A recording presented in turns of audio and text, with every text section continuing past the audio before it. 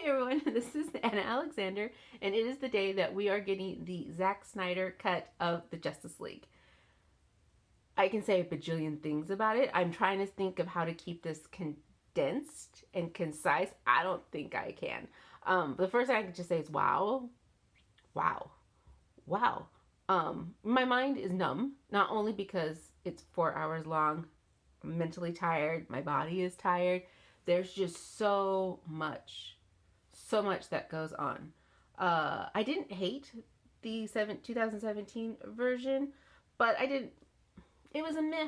It was a meh film, and I remember, hearing that pixelated mustache was going to come into effect, and having it be that very first thing you saw, and it just kind of set the tone of this wasn't right. This was scotch taped together and just went flung at you.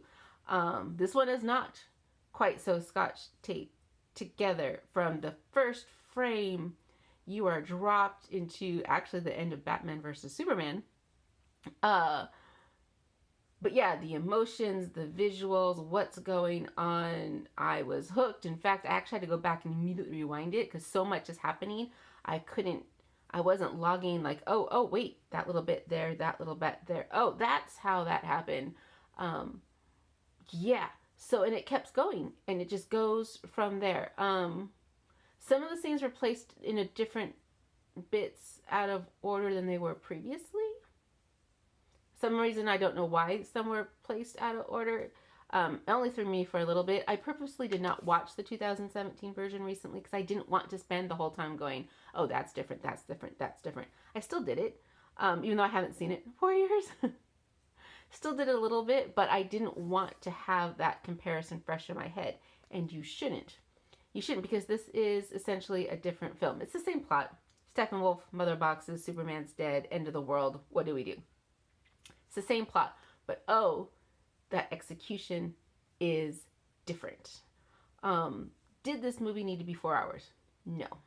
No, it didn't. There's lots of things that did need to be cut. But here's the thing about this version. And a funny thing is, because I just saw a review, I think it might have been USA Today, where they were saying that it was already, I wanted it to be a masterpiece, and it wasn't. It was still a mess. It was still too long, too many characters, whatever. Here's the thing. This version, in my opinion, is not meant to be for critics. Not like any movie is supposed to be meant for critics, but this one's really not meant for critics. And I don't think if Zack Snyder was able to finish this 4 years ago, that this would have been the version that we saw then. I think a lot of it would have been cut. This version is just a creator throwing out, putting everything that they had done and that they were proud of and wanted to show the world, maybe didn't know quite how to show the world, never got a chance to show the world, and just went, this is for my supporters. This is for me, and this is for the people who supported me and wanted to see everything. And that's what this movie is for. And from that perspective, I thoroughly enjoyed this movie, especially that I get to sit at home and watch it, stretched out on the couch with my big, huge ass woolly blanket.